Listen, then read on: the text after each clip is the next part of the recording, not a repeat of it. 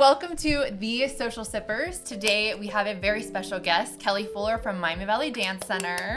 Hello. I've been talking about bringing you on since the beginning, and I kept thinking, I need to ask her. No, it's her busy season. I'm going to wait. And then I waited until it was your busy time again. So.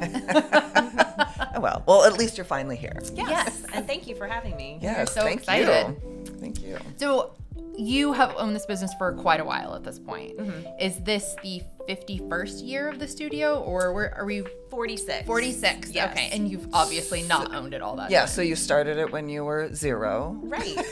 Yeah. So I've actually been with the studio the entire time, but I took over on year number 13. Okay. So I've had it 33 years. Wow. Yeah.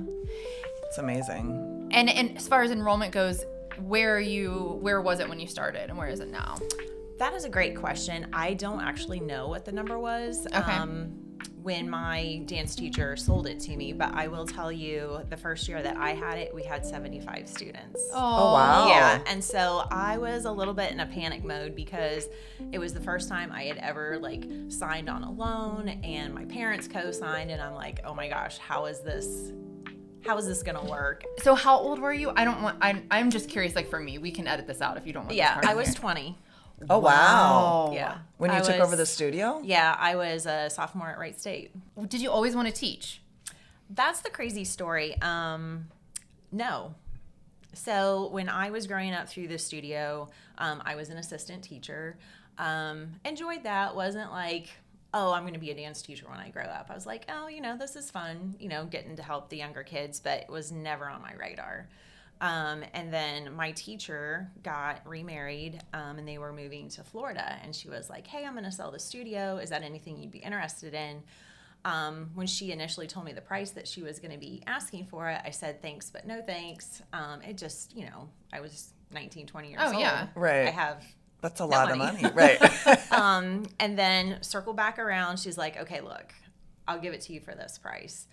And so I was like, I don't know. And I talked to my parents. They've always been super supportive. And they said, hey, if it's something you want to do, we got your back. So Wow. yeah, it was the craziest thing because it was never on my radar. I want to own a dance studio when I grow up. Yeah. I was going to Wright State to get my accounting and finance degree.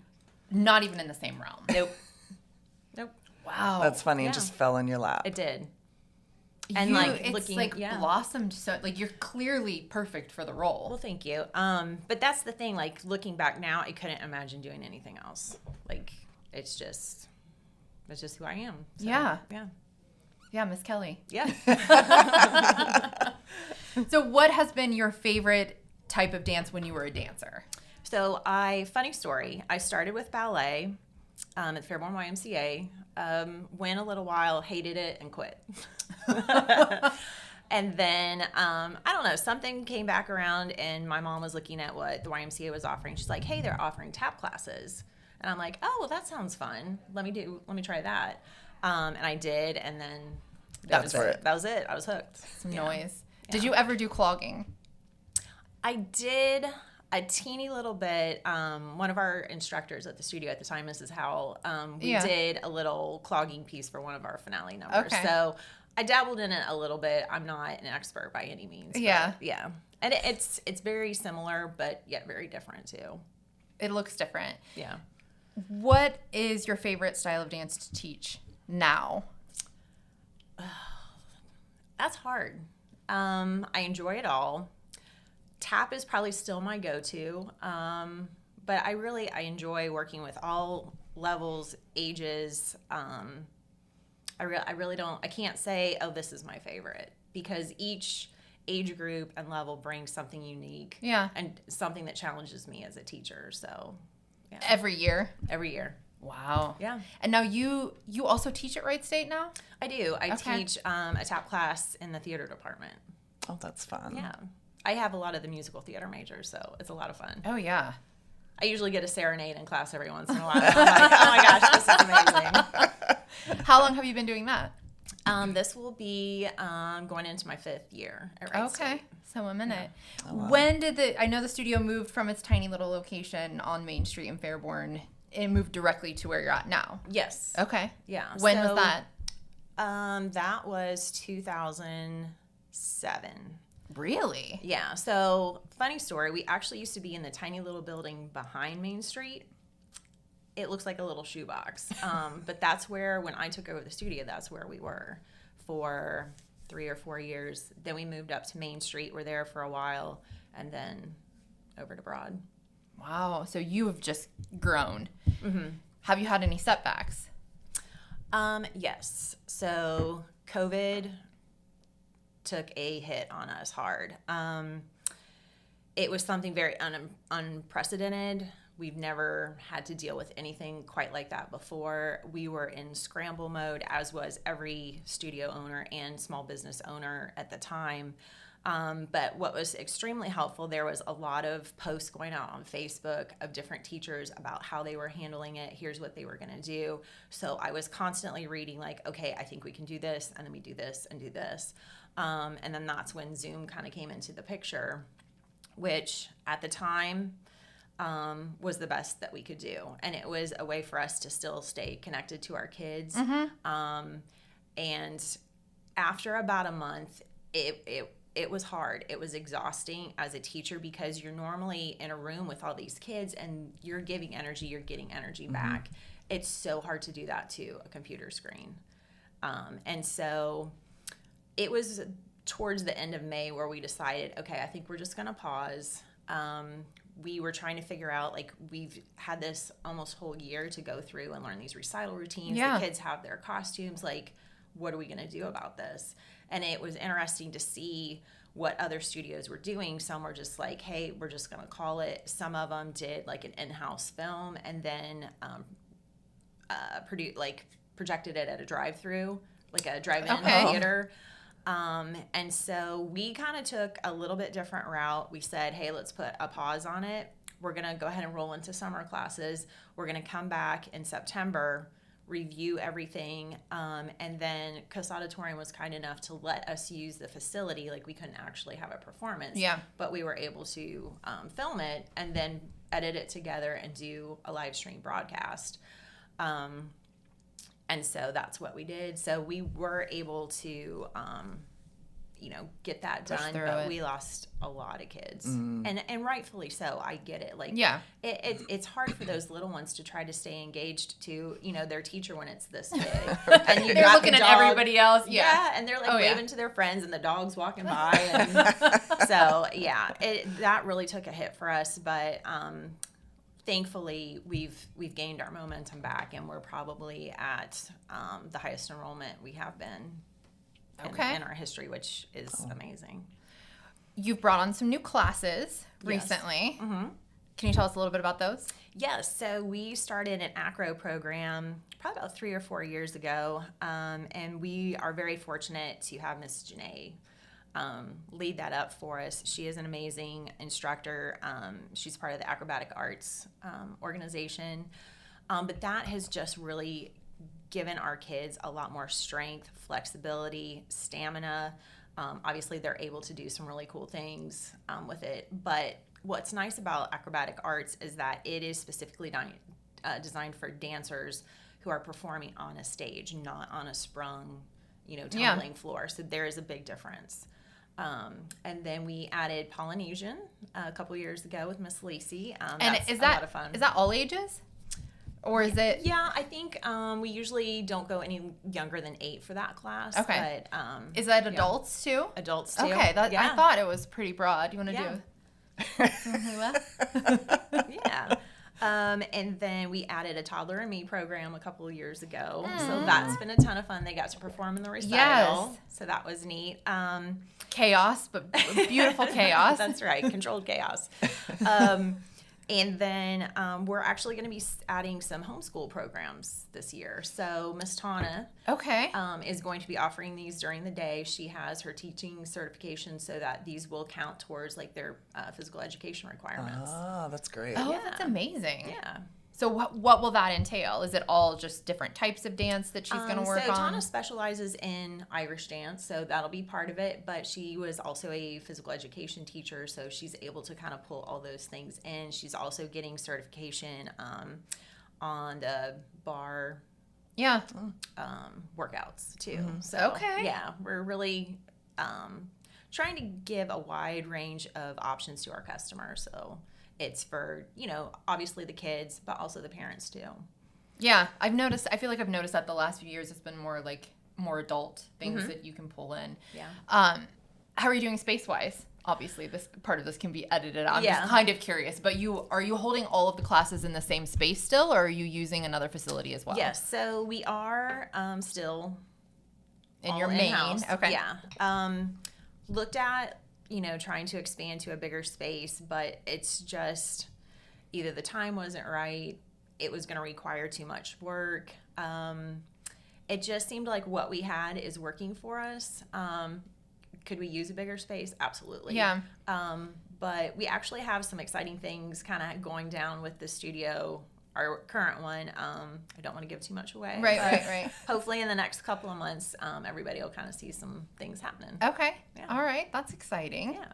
So as far as registration goes, are we through? Or you haven't done registration for this year yet. So So that opens tomorrow, August 8th. Okay. 9 a.m. If anybody's interested, you can go to our website, www.miamivalleydancecenter.com. we'll make sure that's on here too, Yeah. so they have a clickable link. Yeah, and then just sign up. We'll be taking that all the way through August. We have our open house on August 23rd from 12 to 2, and then classes start on September 8th. Okay. And then classes run from when to when? September through June.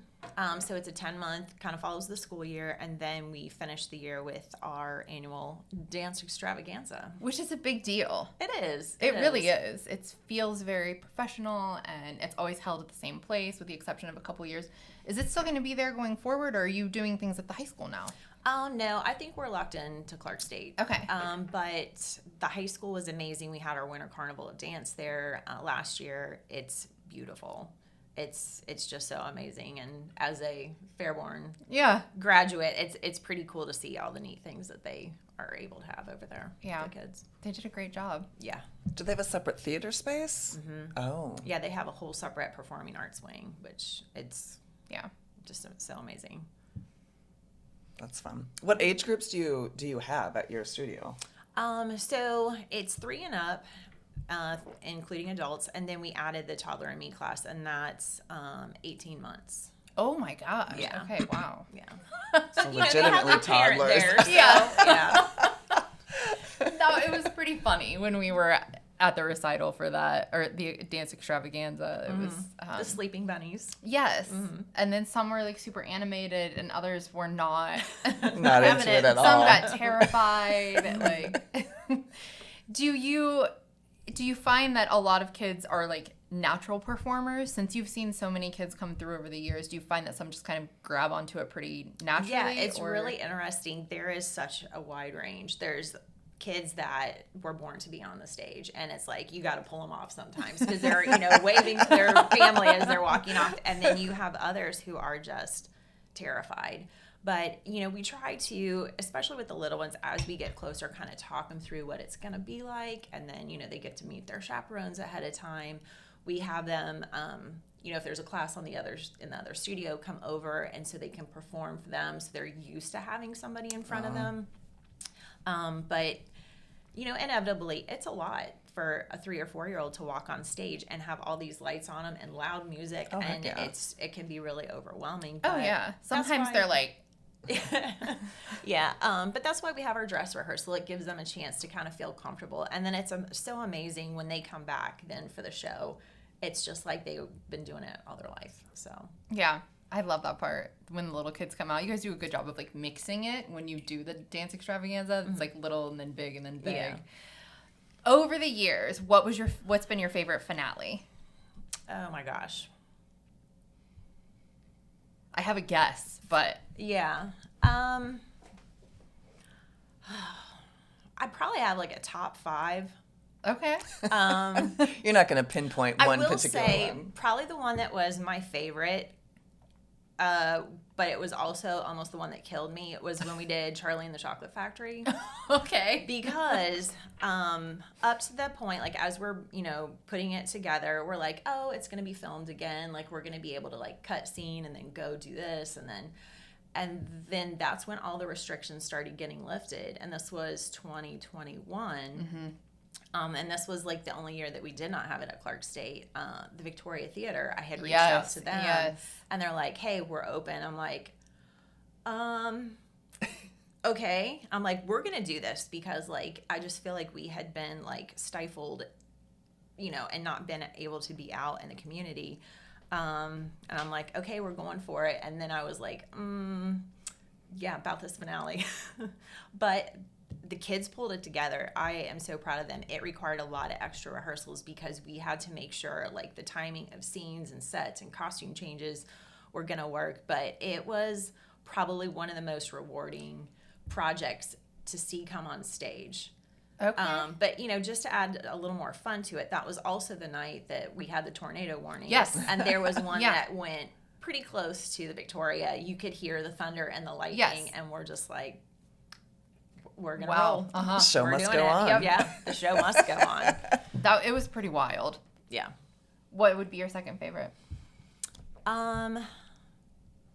We did Clue 2 years ago. That was a lot of fun. Okay. Like the game Clue? Uh-huh. Okay. Because our theme that year was mystery and make-believe. Mystery, magic, and make-believe. And that was a lot of fun doing the different characters. And then we did a short little film clip intro, and that was a lot of fun to film. Monopoly was a favorite. I don't think I remember that one. Circus, I get that one a lot. Everybody's like, Circus was my favorite. Yeah, I thought that's what you were going to say. Yeah. That's been my bet. Jill and I have had a running conversation about it. I thought you would say Circus. Yeah. I think my favorite was Wild Wild West. Mm-hmm. I really liked that one a lot. Yeah. That was a lot. There was a lot happening in that one. A lot of moving scenery. Are you doing another one of those this year? Or in that way? Yeah. As far as it being production. We did our production this last year. It was Battle of the Throne. Mm-hmm.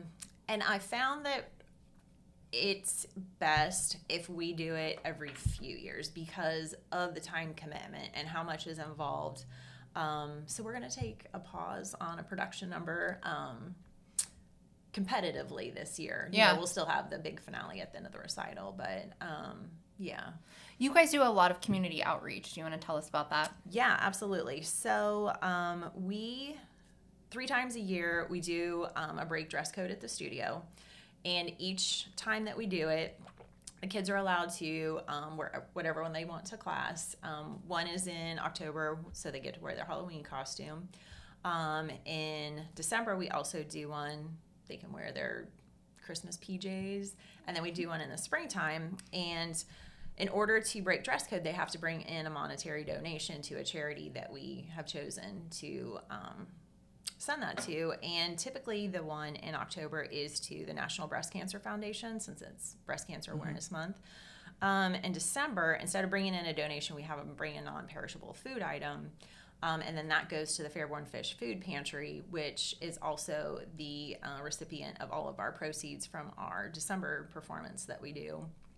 And then in the springtime, we typically give that to the Humane Society of Greater Dayton. Yeah. Okay. As far as the food pantry goes for Fairborn, I have heard you guys are the biggest donor. Do you know if that's accurate? I don't know if that's true. I don't know if maybe we're one of the longest running organizations to donate them proceeds. It's interesting because the time that we've been doing our Winter Carnival performances is 10 years less than what the age of the studio. So last year, that was our 35th show to benefit the Fairborn Fish Food Pantry. Wow.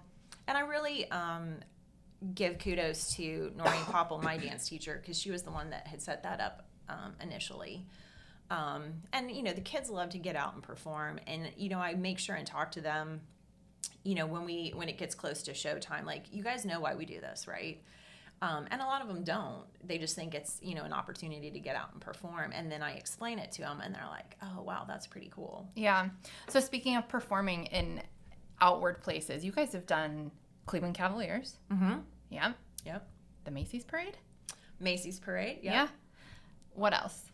We did the Harlem Globetrotters halftime a couple years ago. Yeah. Okay.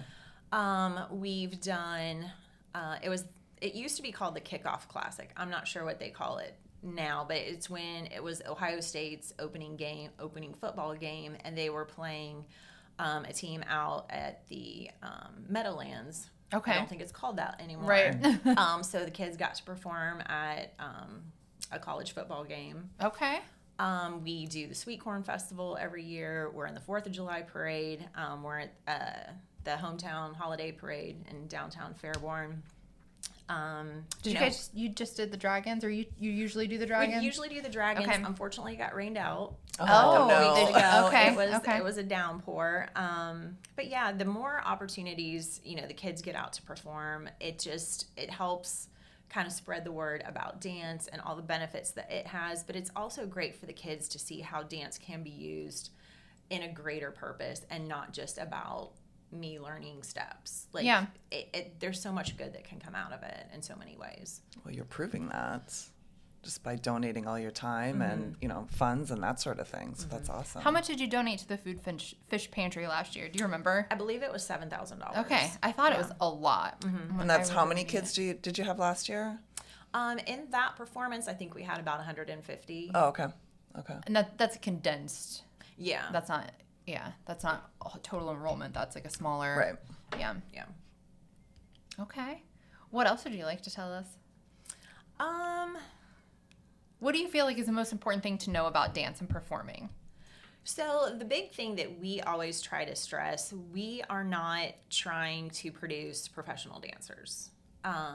If that is the path that a dancer chooses to go, we have the resources to get them there and to train them. And then once, they get to a certain point, we can tell them where they need to go from there. 99.999% of our dancers do not go on to be professional dancers, and that's okay. And that is not what we're about. We are about being a neighborhood studio for a little 5-year-old to come in with their little tap shoes for the first time and learn how to love dance. Yeah. To love music and expressing themselves and having creativity and gaining the confidence to go on stage and to be comfortable in front of a big audience. It's life-changing, really. Like the skills that you learn when your boys play sports, so they're performing in a different kind of way. That's so helpful as a child, and especially as a teenager, because a lot of kids will just opt out at that point. But pushing through that is helpful for life, I feel like. Yeah, there's so many life skills to be learned that I think people don't think about initially, but once they're in it for a while, they're like, oh my goodness, like, my kid has great time management. They're getting all A's in school because they know, like, okay, I'm going to be at dance this amount of time. I've got this window to get my homework done, and I need to do it. And it's not, getting put off to the last minute, but, getting, to interact with others, learning about structure, learning about, discipline in a friendly way. Yeah. Being a team player. Being accountable. Like if you come back to class and, you haven't worked on the things that, you were supposed to, that's more for a team class setting. Yeah. Because they have, high expectations. But, just being responsible and wanting to improve themselves. So, yeah. It makes a big difference. Yeah. I had a question right on the tip of my tongue, and now I don't remember what it was.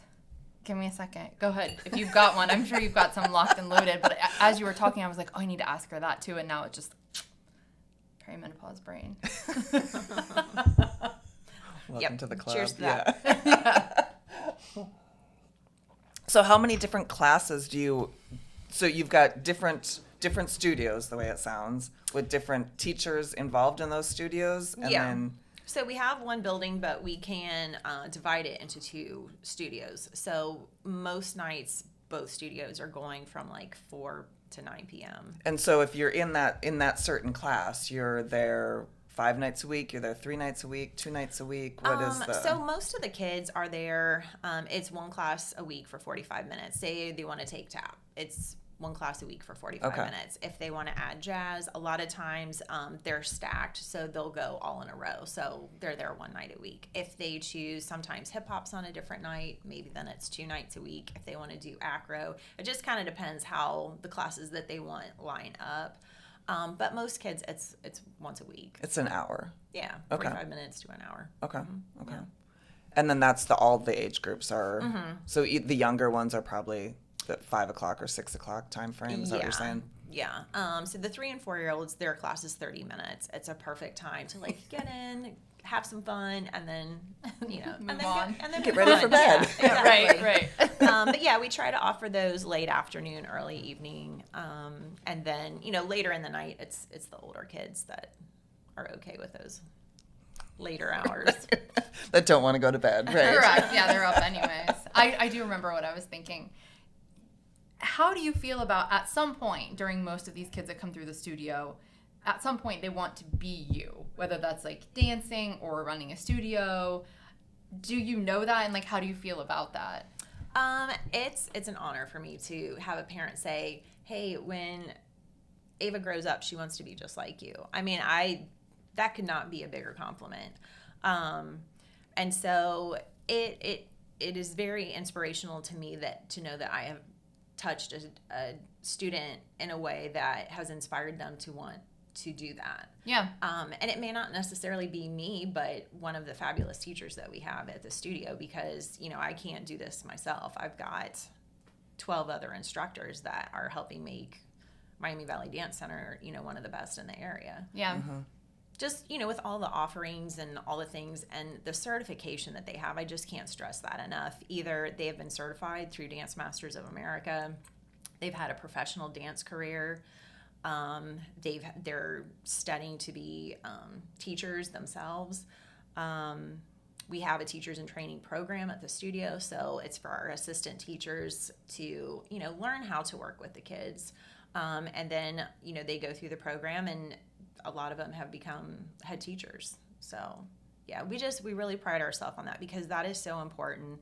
A lot of times a parent doesn't know to ask those questions, and they just, will go somewhere because they had a cute website or, whatever.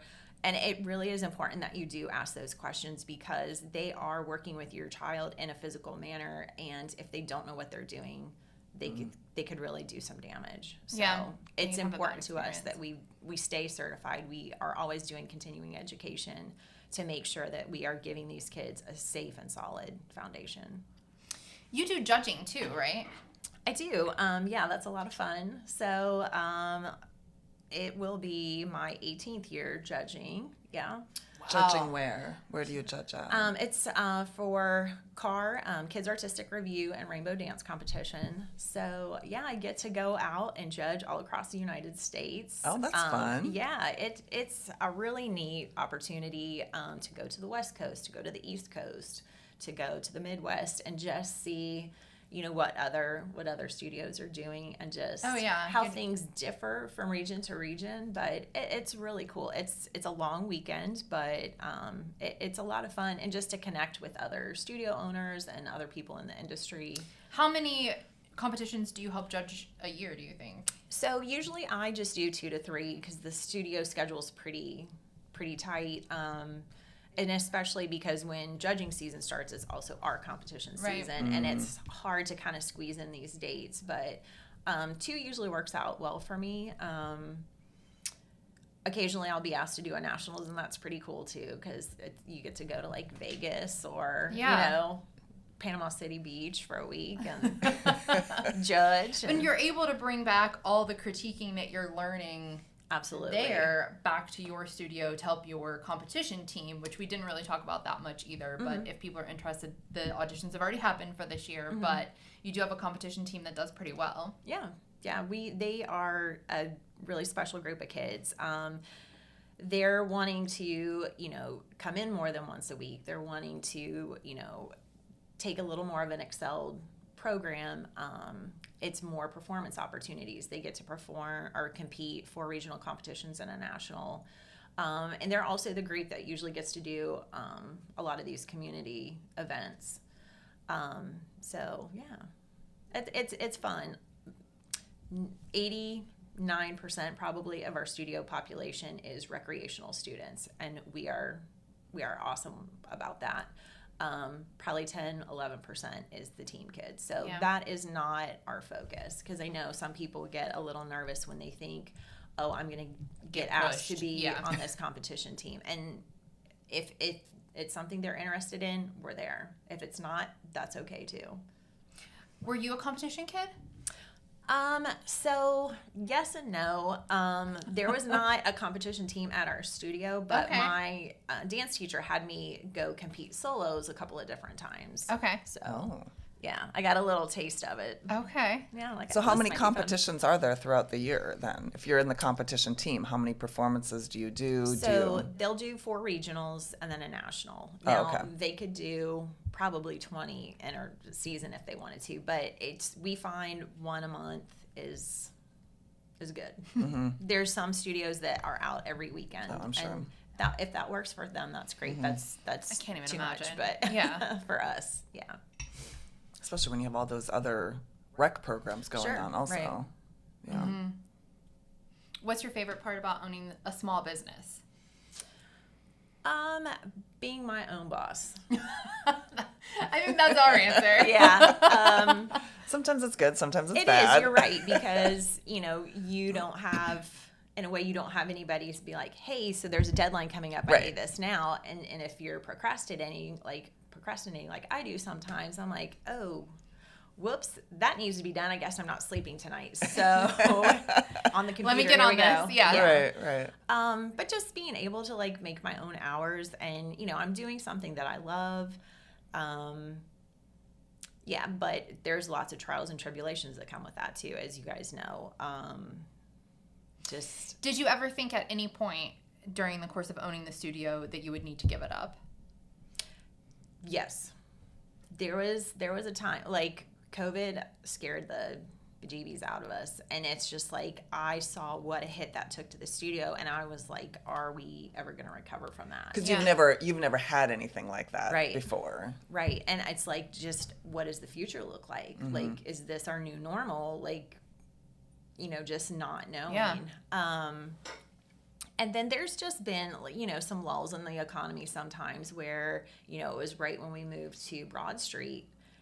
That was the recession. A recession Yeah. hit, and the bills are still there. But sometimes, Yeah. if extracurricular activities need to be cut so that you can afford groceries, then Right. that's what has to happen, and then we suffer. But Yeah. you just have to find ways to reinvent yourself, and okay, what else can we do to help generate income, and where can we maybe not splurge and cut corners a little bit to make ends meet. Yeah. Right. But you stuck with it. I did, yeah.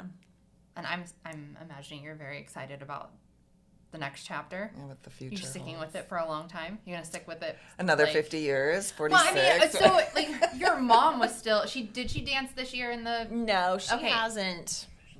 Maybe for a few years? But It's been she hung a with minute. it for like a long time. She did. Yeah. yeah, but it's one of those things, like, your body after a while is like, Yeah. we're good.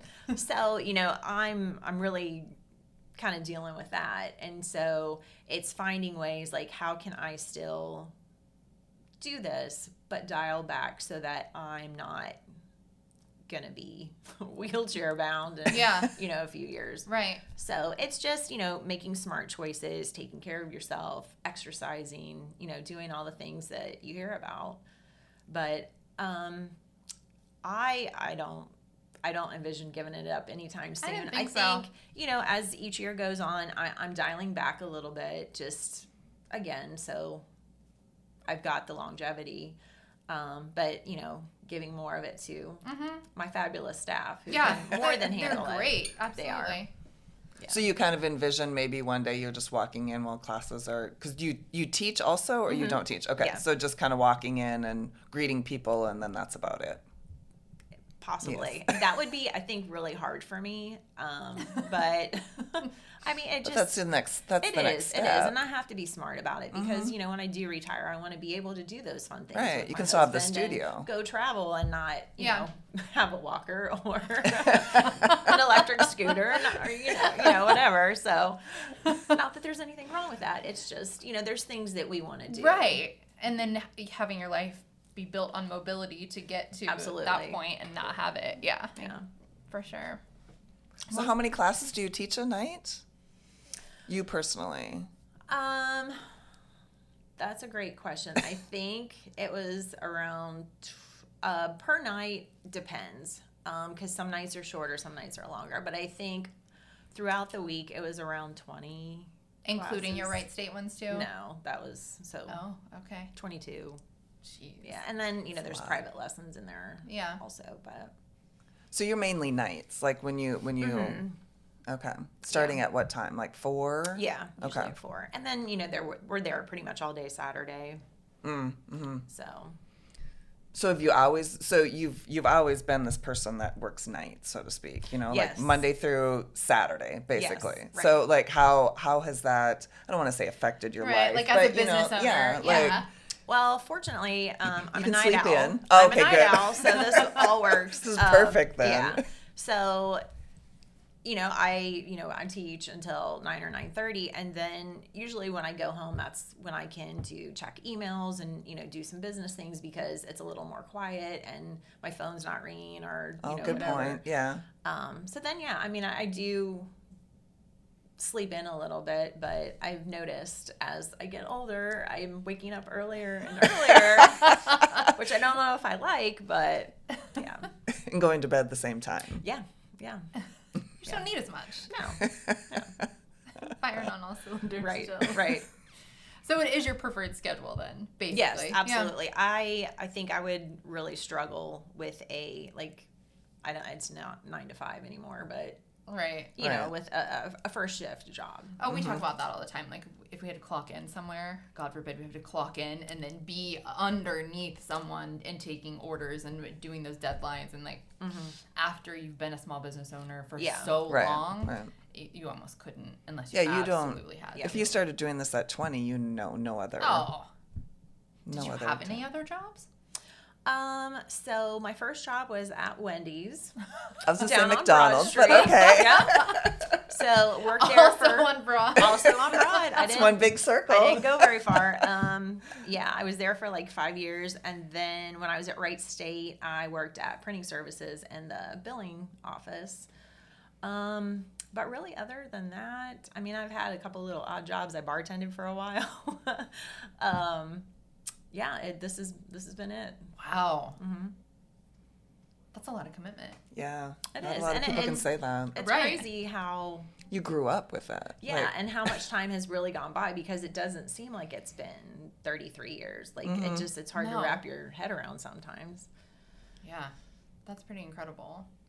We've not had anyone on here that's had that kind of longevity in the same industry, even let Right. alone the same business, but even the same industry. So Yeah. So you have to make it more exciting every year, right? I mean, I know it's a change of guard, so to speak. You've Sure. got different kids that come through and new ones and old ones leave or whatever. But in order to do the same thing every day and, just work with dance, it's a lot. I'm sure it's energy consuming and like you said, sometimes I have to reinvent things again Absolutely. and, bring something in new and take away something, which Right. is scary, I'm sure, but But at the just same time, it keeps it fresh Right, because right. the kids don't want to be learning the same steps over and over again. Right, Like right. something's to be said for the classical trained steps. Like there's no way around that. But it's huge for us to still get out. The teachers take conventions themselves. They're learning the new styles, the new things that kids want to be learning that they see on TikTok and whatnot. So it's very important for us that we are continually